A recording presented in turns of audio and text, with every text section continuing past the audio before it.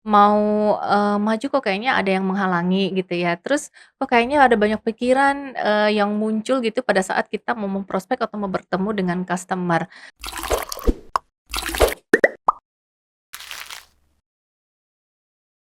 Halo sahabat sales dimanapun Anda berada, jumpa lagi dengan saya Ana dalam YouTube channel Coach Antonius Arif yang membahas tentang selling dan marketing. Nah, sahabat sales, pernah nggak sih ngerasa, kayaknya stuck gitu ya, mau, maju kok kayaknya ada yang menghalangi gitu ya. Terus kok kayaknya ada banyak pikiran, yang muncul gitu pada saat kita mau memprospek atau mau bertemu dengan customer. Nah, kira-kira fenomena apa ini ya? Yuk kita tanyakan saja lebih jauh dengan Coach Arif dan saat ini udah ada bersama dengan saya Coach Antonius Arif. Halo Coach, Halo, apa kabarnya Coach? baik. Coach gini nih Hmm, Coach, biasanya kan ada nih, sales ya, yang ngerasa kayaknya kalau mau jualan itu, kok mentok ya gitu, kayaknya sulit, susah gitu kan. Terus banyak pikiran yang muncul gitu lah, apalagi, menghadapi, era bukan lagi pandemi nih ya, udah lewat pandemi tapi kok kayaknya kita ekonomi tidak lihat lebih baik iya, gitu ya? ekonomi tidak lebih baik, kita lihat masih banyak ya kayak perusahaan beberapa perusahaan-perusahaan besar itu malah mengurangi karyawannya gitu Memecat dan kan. menutup perusahaannya? Iya, Bukan mengurangi, tapi memecat. seperti itu. Nah, bagaimana dengan, seorang sales ini Coach itu dalam menghadapi situasi dan kondisi yang seperti ini? Oke, saya mau bahas tentang kali ini kita mau bahas yang sebenarnya udah lama banget ya. Jadi, Antoni Syarif tuh udah lama nggak pernah membahas ini gitu loh. Mhm, Yaitu adalah fenomena yang berkaitan dengan perkataan yang kita ucapkan, mhm, yang akan berdampak kepada pikiran mhm, dan bertambah ke tubuh. mhm, Jadi gini, gambarannya. Saya coba mau menjelaskan dengan secara yang sederhananya begini gambarannya. Bahwa tubuh manusia terdiri dari tubuh, jiwa. Jiwa itu mhm, terdiri dari pikiran, mhm, perasaan, ada di mhm, sana. Dan satu lagi adalah roh. mmm, Roh gitu ya. Jadi karena manusia tubuh, jiwa, dan roh. Nah, mhm, roh ini datang dari mana? Kalau menurut hukum tarik-menarik, hukum law mhm, of attraction, roh ini adalah roh yang sama mhm, dengan sang pencipta. mmm, Gitu ya. Jadi roh yang sama dengan sang pencipta, yaitu Tuhan, kita mhm, berbicara Tuhan. Jadi harusnya roh itu adalah roh yang sempurna. mhm. Nah, Karena ketika Tuhan itu sempurna Tuhan ya? itu sempurna adanya. Mhm, Nah, ketika dia masuk ke dalam tubuh manusia, roh itu masuk ke dalam tubuh manusia, yang dimana manusia punya keterbatasan, mhm, maka kelihatannya manusia lebih percaya dengan tubuhnya, melihat kondisi bahwa ekonomi sulit, kondisi sulit, dan otak ini nggak pernah tahu, saya ulangi lagi, otak ini pada dasarnya atau jiwa ini nggak pernah tahu bahwa kita punya roh mhm, yang sama dengan rohnya sang pencipta sendiri, yaitu Tuhan, mhm, balik lagi. Yang jadi, yang artinya manusia harusnya lebih cenderung karena kita nggak ngerti apa-apa, dan kita dicekokin sama semua teknologi-teknologi pikiran, saya nyebut teknologi pikiran, apakah hipnosis ataupun berita, apapun NLP, whatever apapun, selalu dicekokin bahwa kalau kita menghadapi masalah, kita hanya melihat dari sudut kita sendiri. mmm, Tidak pernah mengajak, jadi kayak gini, kalau ada problem, misalnya contoh, saya lagi jualan nih, saya menemukan problem, saya fokusnya hanya kepada problem itu. mmm, Gimana menyelesaikan si problem itu menggunakan jiwa kita. mhm, Kalaupun ada cara lain adalah, saya misalnya melihat Bu Ana jago, mhm, maka saya dengan menggunakan teknik NLP atau gunakan teknik hipnosis, saya berpura-pura atau berimajinasi mhm, menjadi Bu Ana. Dan bagaimana cara Bu Ana bisa menyelesaikan masalah itu? mmm, Walaupun Bu Ananya ada di saya. mhm, Itu berarti kan di level apa? Jiwa. iya, Pertanyaan menarik, manusia tidak pernah melihat dari sudut roh, mmm, unsur roh. mhm, Jadi lucu nih kita ya. Kita ngelihatnya semua dari unsur di mana? Kita mampu apa enggak? Kita bisa atau enggak? Betul ya? mhm, Atau kita ngelihat tetangga kita bisa enggak? Orang hebat lain bisa apa enggak? Yang kita bandingkan selalu, kalau saya bisa, maka kamu bisa. Itu mhm, artinya apa? Kalau jiwa saya bisa, ya kamu jiwanya bisa. iya, Maka tubuh jadi bisa. mhm, Kan masalah bisa atau nggak bisa kan pikiran dulu, Bu. mhm, Bukan badannya dulu. iya, Tapi jiwanya saya setuju nggak? Oh, saya setuju. Kalau Bu Ana bisa, berarti kan pikiran Ibu Bu Ana bisa, berarti mhm, pikiran saya harusnya bisa. iya, Pertanyaan menarik, kenapa kita nggak melihat dari sudut roh? mmm, Kenapa yang kita lihat adalah sudut Bu Ana bisa, siapapun bisa. Kenapa nggak kita lihat diri kita yang sempurna, yang diciptakan Tuhan, kita fokus ke sana. Hmm. Seandainya aja kalau kita ngelihatnya bukan kepada Bu Ana, atau saya melihat kepada orang hebat, tapi saya melihat kepada roh saya yang sudah sempurna, maka saya menghadapi kesulitan akan lebih mudah. Setuju nggak? Ya. Nah, inilah yang jadi problem. Otak kita dibohongi. Jiwa kita dibohongi. Dibohongi apa? Dengan pembelajaran-pembelajaran di dunia bahwa kita hanya fokusnya yang berkaitan dunia. Kenapa kita nggak masuk satu level, kita lihatnya dari sudut roh?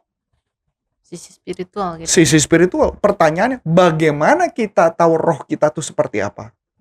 Gampang dong jawabannya. Karena roh itu adalah roh yang sama, yang dari Tuhan. Berarti, gampangnya adalah kita melihat dari kitab agama kita masing-masing. Dari situ kita bisa tahu itu sejatinya diri kita. Jadi kalau kita lihat sejatinya apa? Ada problem. Kita fokus kemana?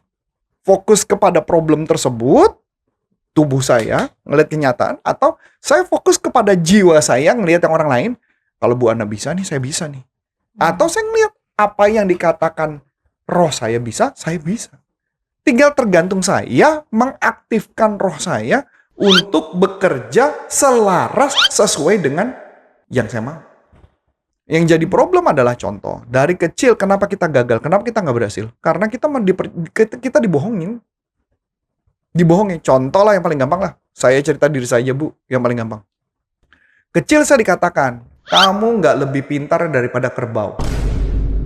Yang ngomong siapa? Ayah saya. Ayah saya almarhum ngomong kamu nggak lebih pintar daripada kerbau. Bapak saya memasukkan program pada pikiran saya bahwa saya tidak lebih pintar daripada kerbau. Lucunya saya iakan. Iya. Betul loh? Harusnya sebenarnya gimana? Saya harusnya ngeliat dong. Siapa diri saya dari sudut roh. Coba kalau bapak saya ngomong gini. Rif, mungkin kamu jelek pelajarannya hari ini. Mungkin kamu dapat nilainya buruk. Tapi kamu harus ingat. Siapa dirimu di level roh? Kalau saya diajak ke sana, apa yang terjadi? Maka saya akan melihat kebenarannya terus-menerus. Nah, jadi kalau mama saya gagal, jatuh bangun, bisnis gagal, problem terjadi karena saya dibohongin sama dunia. Contoh, sekarang. Tadi saya telepon teman saya, salah satu tim saya tanya. Kebetulan dia jago banget berkaitan dengan tentang ekonomi. Amerika lagi mencetak uang lebih banyak, yang berarti artinya kondisinya lagi nggak bagus. Nah, saya terus terang bertanya banyak hal. Nah, ketika saya bertanya banyak hal, itu informasi mengenai dunia. Nah, pertanyaannya, kalau saya dicekokin sama dunia dan saya nggak ngerti dan saya percaya di level dunia, apalagi saya diberikan kenyataan bahwa banyak perusahaan-perusahaan yang tutup. Karena kejadian itu, maka saya percaya bahwa kebenarannya adalah di jiwa saya, yaitu pikiran saya. Kalau seperti itu, apa yang bakal terjadi? Ketika saya sebagai sales, apakah bisa mencapai target? Tidak bisa. Nggak bisa jualan. Nggak bisa jualan. Sebelum usaha, saya udah pasrah dulu. Tapi kalau saya percaya di level roh, apa yang bakal terjadi? Saya percaya bahwa saya bisa ngelakuinnya. Mau kondisi krisis ekonomi, mau ada apapun, I don't care. Jadi istilah I don't care, and saya nggak perlu tahu sih. Saya nggak perlu tahu, ngapain saya perlu tahu? Nah kalau ditanya, kenapa saya perlu tahu tentang ada krisis ekonomi apa enggak?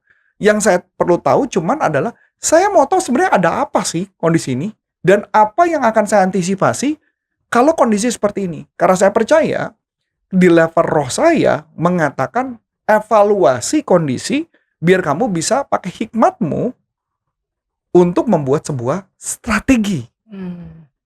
Betul dong? Iya. Nah, tinggal percaya yang mana. Jadi kalau mama kita gagal jualan, kita gagal prospek, sebenarnya belum tentu kita gagal. Gagal itu karena kita dipercayain bahwa kita nggak mampu, kita itu bodoh, kita nggak bisa, semuanya dan sebagainya. Itu yang dibuat kita percaya oleh dunia. Berarti pikiran-pikiran yang kita bilang, waduh nanti gimana ya, customer nggak mau beli gitu Customer nggak kan. mau beli. Terus nanti jualannya susah. Jualan susah. Gitu, ya. Belum usaha kan? Belum usaha, Belum tapi usaha. pikirannya udah gitu ya. Itu. Oke. Oke, jadi itu Maka yang akan membuat kita jadi, nggak bisa bergerak maju gitu ya, betul, Coach, betul. ya? Dan saya pernah cerita satu sih, Bu, kalau Ibu masih ingat. Saya pernah cerita tentang lebah. Mhm, Pernah denger nggak? Masih ingat nggak, Bu? Saya pernah ngomong tentang lebah. mhm, Lebah itu kan badannya gendut ya, Bu. Pantatnya besar. iya, Palanya kan kecil tuh lebah tuh. heeh, Sayapnya gede. Sayapnya pendek. mhm, Betul ya? Kalau iya, capung kan beda. Capung badannya kurus, iya, ekornya panjang, iya, terus sayapnya panjang. heeh. Berarti doyan makan lebah ya? Oh iya iya iya iya, secara teorinya gendut kan gitu ya, betul. Berarti kan Oke, kalau secara teori lebah itu menurut ahli aerodinamis, mhm, ahli pesawat terbang, itu nggak bakal bisa terbang, Bu. mmm. Orang belakangnya aja gede, palanya kecil, sayapnya kecil, Heeh, nggak mungkin bisa terbang. Tapi lebah bisa terbang nggak? Bisa. mhm, Makanya dulu salah satu guru saya ngomong, Zig Ziglar, dia ngomong gini, untung ya lebah itu nggak bisa baca. Coba kalau lebah itu bisa baca bahwa dia nggak bisa terbang, jangan-jangan bener lebah nggak bisa terbang. iya. Ini Karena dia sudah berpikirnya tidak bisa terbang. berpikir tidak bisa terbang. Untung lebah tidak perlu berpikir. Lebah itu cuma tahu bahwa Tuhan memberi dia seperti itu, ya lu percaya aja lu bisa terbang gitu loh. Mhm, Dan mhm. dia bisa terbang. Iya, Masuk akal ya? iya, Jadi gambaran ini saya juga iya juga ya. Kadang-kadang kita nggak perlu tahu sebenarnya. Kita nggak perlu tahu bahwa kondisi begini begitu gini begitu nggak penting banget gitu. Tapi kita lebih baik percaya di level rohani, bukan percaya di level roh, bukan di mmm, level jiwa. Nah, mmm, itu yang makanya kenapa para banyak orang gagal karena kita harus shifting semua ke arah roh. Nah itu jadi, kalau seperti itu, sales nggak perlu berpikir apa-apa gitu berarti, Coach? Perlu. Jalan-jalan aja atau dia Enggak, dia maksudnya tetap perlu. berpikir hanya untuk mengatur strategi. Jadi dia mengetahui kondisi hanya untuk mengatur strategi Betul, aja. tapi dia harus tahu bahwa siapa dirinya di level roh. Itu dia harus tahu dulu Dia harus ya. tahu itu. Tentang dunianya nggak penting. Mhm, Yang penting adalah dia harus tahu siapa dirinya di level roh. Dia tahu siapa dirinya. Dia tahu dirinya hebat. Maka dia tahu. Bukan bandingannya gini. Bu Ana bisa, saya bisa. Nggak gitu. mmm, Jadi kita ukurannya apa? Kalau Tuhan sudah menciptakanmu seperti itu, seperti lebah tadi, mhm, kamu nggak perlu tahu apa-apa. Just lakukan aja sesuai lebah. mmm, Bener dong? iya, iya, iya, Ya mhm, nggak? mhm, Emang lebah punya pikiran, Bu? enggak, dia terbang-terbang aja sih. Terbang-terbang aja, betul ya? Mhm, Lebah paling cuma punya tubuh ya, Bu? iya, Punya roh kali mungkin? Mungkin. I iya don't know. mungkin, heeh, Ya, tapi jiwanya ada nggak? Nggak ada, orang dia nggak mhm, pakai otak kok, Bro. mhm, mhm, Paham ya maksud saya? Dia kan kerja cuma hanya makan, dia cari makan, eh hamil, untuk mhm, bereproduksi, dan pindahin butik bunga kan? Selesai. Itu tugasnya. Berarti pertanyaannya, kenapa kita semua manusia yang dipakai adalah jiwa kita? Menyatakan bahwa nggak bisa itu yang kita percaya. Kenapa nggak kita di level roh itu? oh oke berarti sahabat sales, ini ya jangan membuat sesuatu yang hal-hal kecil dibikin jadi rumit gitu Iya ya. betul betul. Jangan membuat segala sesuatu yang mudah dibuat rumit. Heeh, gitu ya. Kalau Yang memang mau kalau jualan ada ya pun, jualan aja, kalaupun ada kita ngelihat di level itu, maka kita harus program di kepala kita. mhm, Makanya kenapa banyak teknik-teknik seperti kayak hipnoterapi, NLP dan sebagainya untuk memperbaiki pemikiran kita, tapi tolong ya, jangan pakai pemikiran dibandingkan orang lain. mmm, Patokannya adalah alat ukurnya adalah roh mhm, yang sudah sempurna. dan Selesai. ada di diri kita Yang sendiri ada ya. diri kita masing-masing. Taunya dari mana? Dari kitab. Selesai. Ya, ya, ya, ya, ya, ya.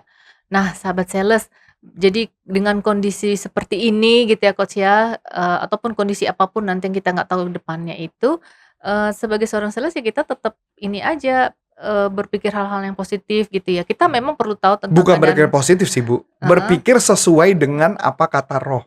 berpikir sesuai apa kata roh gitu Iya, ya, sesuai yang dicitrakan oleh atau roh. hikmat yang diberikan ke dia gitu Hikmat ya, yang diberikan dia. Jadi heeh. bukan berpikir positif. Bukan berarti bukan harus takut gitu dengan kondisi sekarang gitu kan, terus atau dia jadi ciut nyalinya gitu kan dengan kondisi sekarang. Betul. Namun tetap, punya semangat gitu ya, Coach, ya? Iya, semangat sesuai dengan roh. Udah selesai. Mhm, mhm, semangat, oke. Nah, sahabat sales, jadi, siapkanlah strategimu gitu ya, tetap punya semangat dalam, spirit-mu gitu ya, dalam rohmu itu dan, terus maju ya sahabat sales ya, karena kita yakin pasti akan ada, jalan keluar dari kondisi seperti ini gitu ya. Oke sahabat sales, demikian dulu, bincang-bincang kita dengan topik menarik kali ini, dan apabila ada pertanyaan seputar topik kita kali ini, yuk langsung aja dilayangkan ke YouTube channel kita supaya YouTube channel kita terus bertumbuh. Oke, dengan saya Namilani dan Saya Coach Antonius Arif, sampai jumpa dan salam salam performan. performance. Bye-bye.